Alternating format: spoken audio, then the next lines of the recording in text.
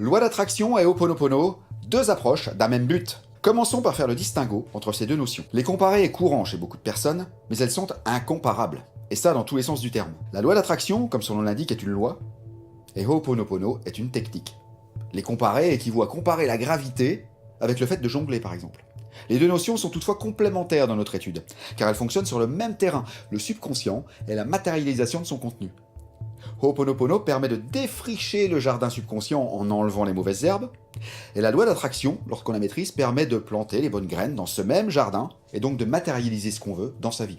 La phrase qui explique le mieux la loi d'attraction est « qui se ressemble, s'assemble ». Voici quelques exemples. Une fréquence va résonner avec une fréquence de même nature, et un peu avec celles qui lui sont proches de manière anti-asymptotique. On verra ça plus en détail avec l'exemple du poste de radio plus tard. Chanter par exemple à notre ré d'une voix puissante, ré, à côté d'une guitare acoustique, vous pourrez constater que sa corde de ré se met à vibrer toute seule. Et les autres cordes ne bougent pas. Et plus vous chanterez fort, plus la corde vibrera fortement. Un ado qui arrive dans une foule complètement inconnue va directement aller vers d'autres ados, plutôt que d'aller voir la grand-mère en fauteuil roulant ou le catsup en costard-cravate. Et ça, sans même y penser. Quand vous faites connaissance d'une personne qui a les mêmes idées que vous serez naturellement plus enclin à la revoir que si elle a des idées complètement opposées aux vôtres, sauf si vous aimez le débat. Alors là, l'attraction entre vous portera sur l'amour du débat, et non pas sur les idées, mais il y aura quand même attraction, vous comprenez? Nous vivons dans un univers vibratoire, et vos pensées sont des vibrations qui attirent des vibrations de même nature.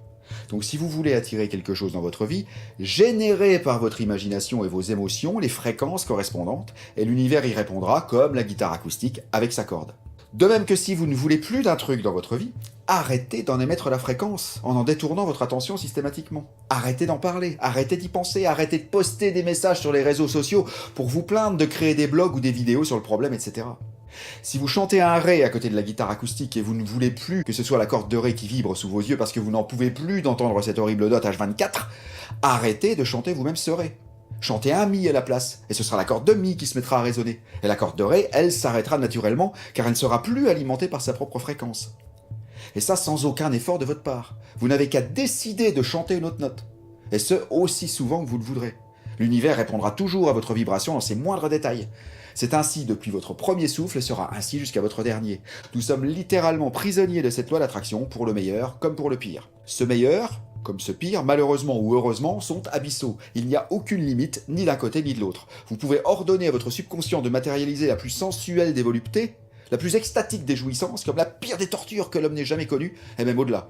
Je vous raconterai en fin de cette liste de lecture une histoire personnelle qui était ces extrêmes. La loi d'attraction se moque de ce que vous lui dictez. Elle matérialise votre vibration et n'a aucun humour ni sensibilité. Elle se moque bien du fait que vous soyez heureux ou la pauvre victime. Elle n'entendra rien de vos états d'âme.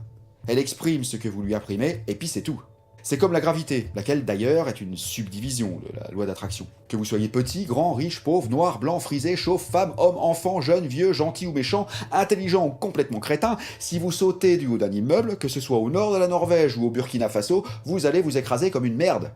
La gravité est sourde et aveugle, et ne sait faire qu'une seule chose, attirer tout ce qui est plus lourd que l'air vers le centre de la Terre, point. La loi d'attraction, quant à elle, met en rapport les fréquences similaires, point.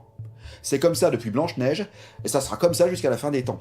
Donc c'est inutile de combattre cette loi, vous allez vous égratigner, vous irez droit dans le mur.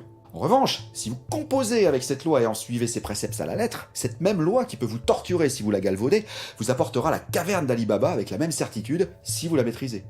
Et le plus beau dans tout ça, c'est que toutes les richesses qui se trouvent dans cette caverne porteront votre empreinte vibratoire, et il sera impossible que qui que ce soit vous en dépossède. Comme je vous parlais de la substance informe dans d'autres vidéos, ainsi que dans la science de l'enrichissement de Wallace Wattles, vous créerez votre réalité à partir de cette substance, et vous n'irez pas la piquer à votre voisin. Cette même caverne existe d'ailleurs en ce moment même comme potentialité dans le champ quantique. Et les richesses qu'elle renferme attendent patiemment que vous vibriez à leur fréquence pour qu'elles s'offrent à vous et à personne d'autre. Bon, après cette brève description sur la loi d'attraction, voyons dans la vidéo numéro 2 un bref résumé sur Ho'oponopono.